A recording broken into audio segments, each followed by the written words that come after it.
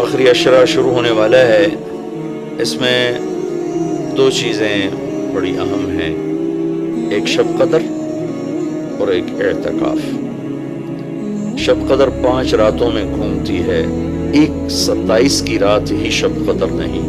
ہمارے پورے ملک میں 27 کی رات اس طرح منائی جاتی ہے جیسے یہی شب قدر ہے. حالانکہ تو اعتکاف کا مطلب ہے کہ اس طرح یکسو ہو کے بیٹھنا کہ دل اللہ کی طرف پھر جائے، دل اللہ کی طرف مڑ جائے. تو اس لیے 10 دن مسجد کے اندر رہنا، صرف اللہ سے راز و نیاز اور اللہ کے تعلق بنانے کی کوشش کرنا. اس کو اللہ نے گھما دیا ہے، کبھی یہ 21 میں ہوتی ہے، کبھی 23 میں ہوتی ہے، کبھی 25 میں ہوتی ہے، کبھی 27 میں ہوتی ہے، کبھی 29 میں ہوتی ہے. اس کو اللہ تعالیٰ نے ایسے متعین نہیں کیا ہے.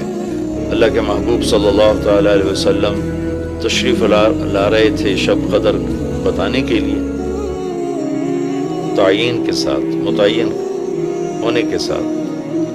کچھ 2 آدمی آپس میں لڑ رہے تھے، تو آپ نے فرمایا کہ میں آیا تھا تمہیں بتانے شب قدر، لیکن ان کی لڑائی کی وجہ سے اللہ تعالیٰ نے مجھے اس کو بھلا دیا ہے، لہٰذا اب تم اسے 5 راتوں میں تلاش کرو. اور یہ اللہ کا بہت بڑا کرم ہوا کہ اللہ نے اسے اس میں گم کر دیا. اگر اللہ تعالیٰ اس کو متعین کر کے بتا دیتے، اور آگے آنے والے زمانوں میں تو پتہ ہے کہ شب قدر میں بھی لوگ شراب بھی پئیں گے، زنا بھی کریں گے، تو پھر ایسی اللہ کی پکڑ آتی کہ شاید ہم بندر اور خنزیر بنا دیے جاتے.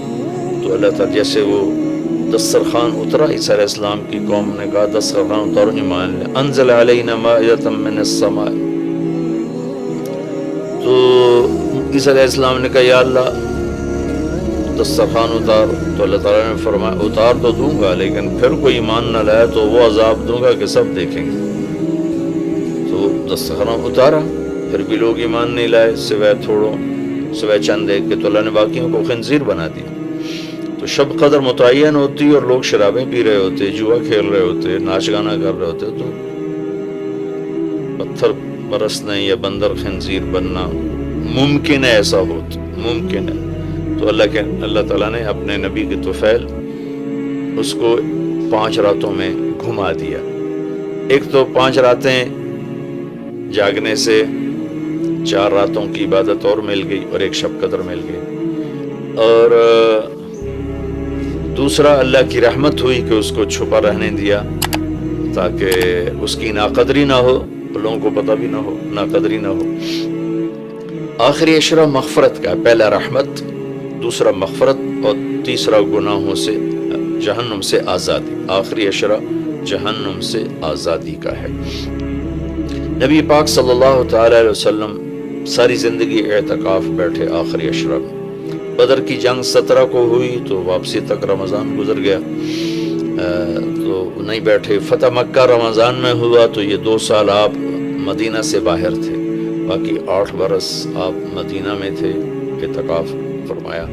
آخری 10 ہجری میں جب 11 ہجری 12 ربیع الاول آپ دنیا سے تشریف لے گئے، 10 ہجری آپ نے 20 دن کا اعتکاف فرمایا، اور جبریل کے ساتھ قرآن کا دور 2 دفعہ فرمایا.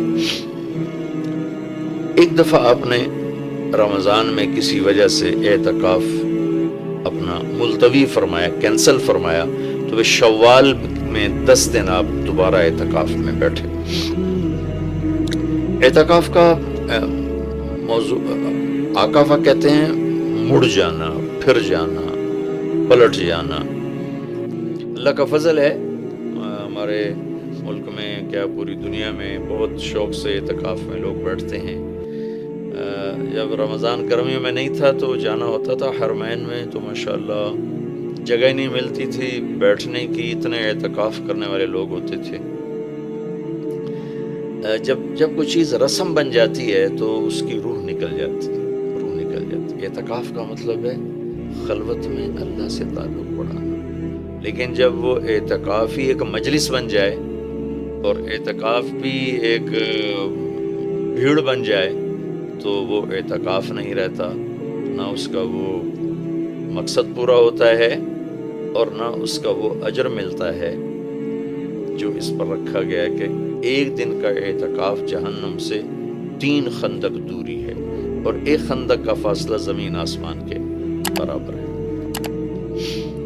تو اعتکاف کا صحیح فائدہ تب ہے جب آپ بیٹھنے سے پہلے علماء سے پوچھ لیں کہ کیسے بیٹھنا ہے، کیا طریقہ ہے،